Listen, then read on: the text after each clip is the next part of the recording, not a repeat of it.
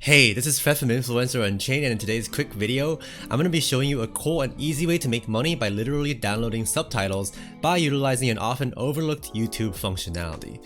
Now, this is not going to be YouTube money, and you don't have to create any videos, because we're simply using their tools to help make us money. I'll show you step by step how to do a professional's work in just a few clicks and in minutes. And before we start, I'd like to first congratulate the winner of our first PayPal money giveaway, Rachel Buckley.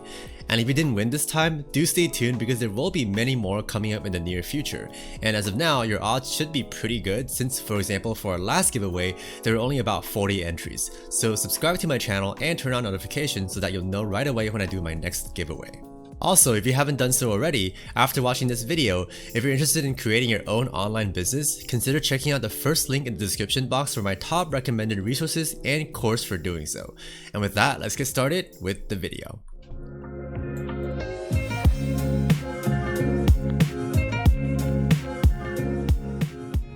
Starting off on Fiverr.com, I actually quite frequently check for new beginner-friendly gigs to report them back to you guys, and so while I was doing that, one that really caught my attention was this one for subtitles and captions. Specifically, we're actually looking at subtitles that are synced to a video so that the spoken words and the subs show up at the same time, and this actually requires a special type of file separate from the video.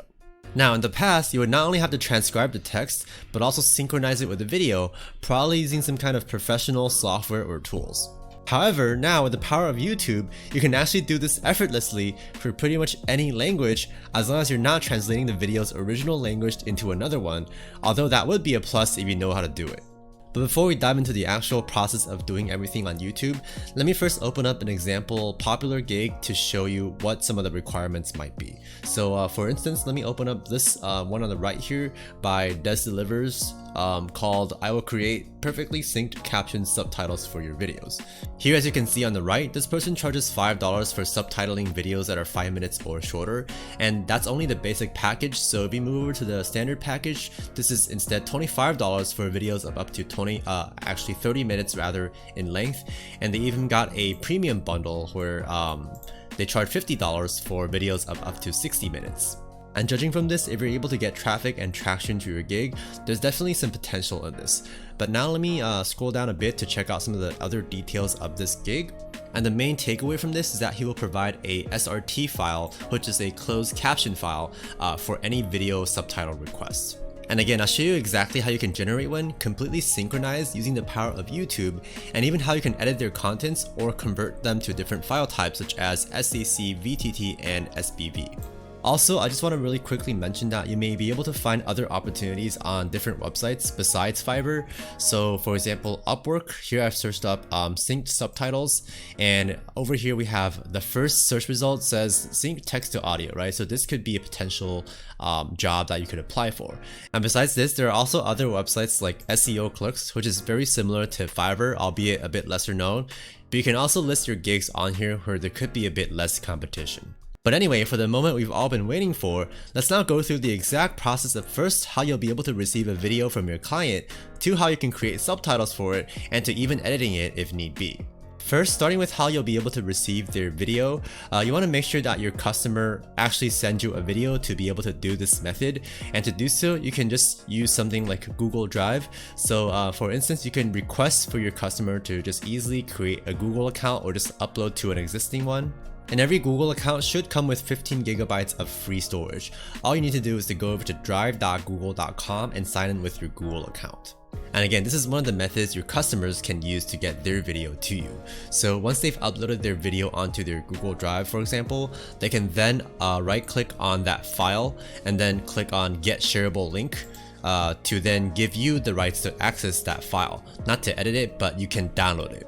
For example, right here I have one of my videos from my drive, and if I just get the shareable link, I'll be able to download it using the download button on the top right here.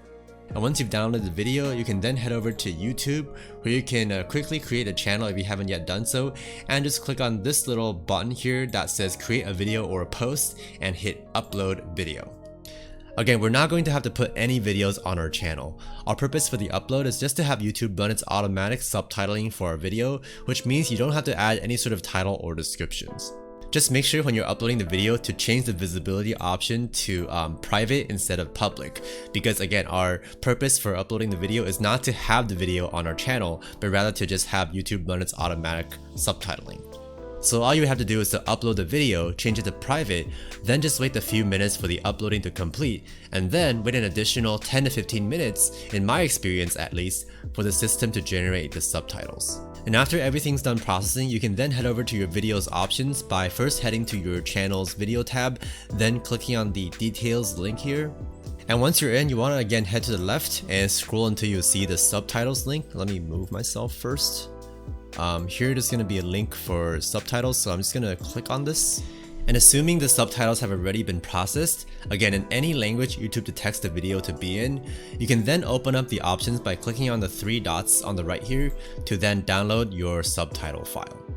By default, it's going to be a VTT file, but to download in different formats, you can actually again open up the options to then click on Edit on Classic Studio to come over to this page, where on the left here, you'll actually be able to download in different formats. So as you can see, we have VTT, SRT, and SBV.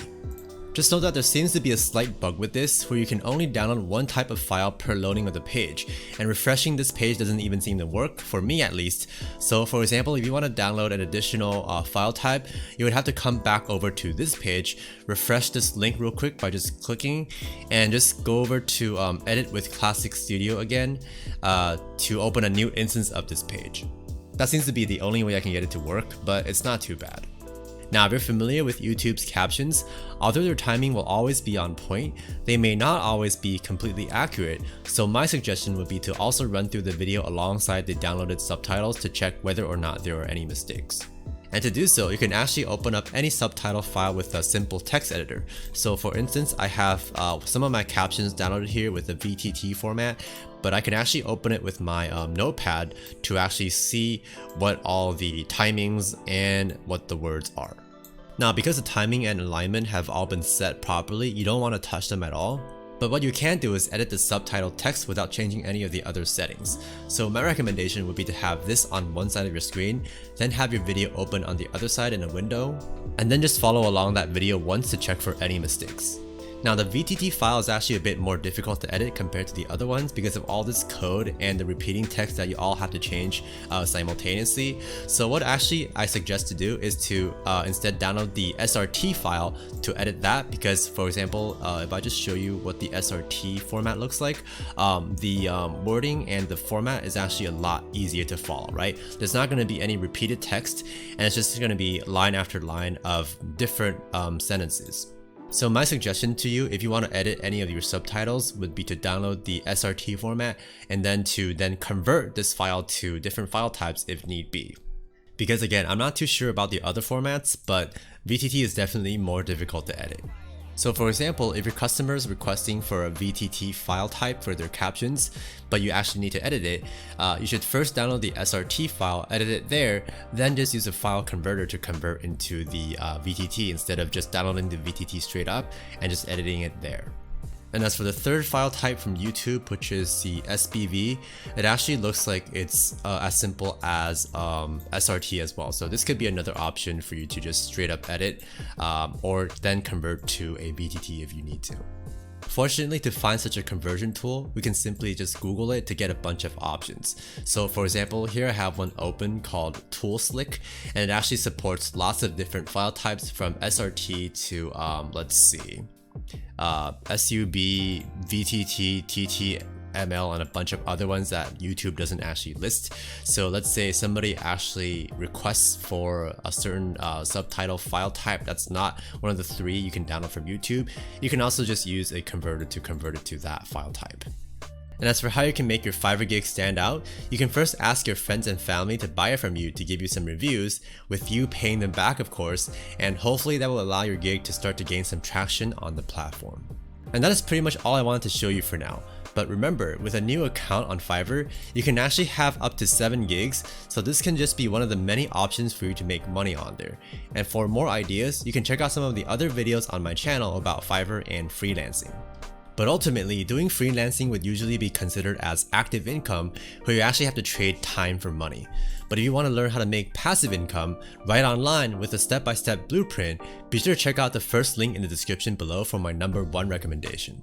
It's what I have personally followed to create success online in a way that suits me, so I fully endorse this program and what it stands for. And with that, we have reached the end of today's video.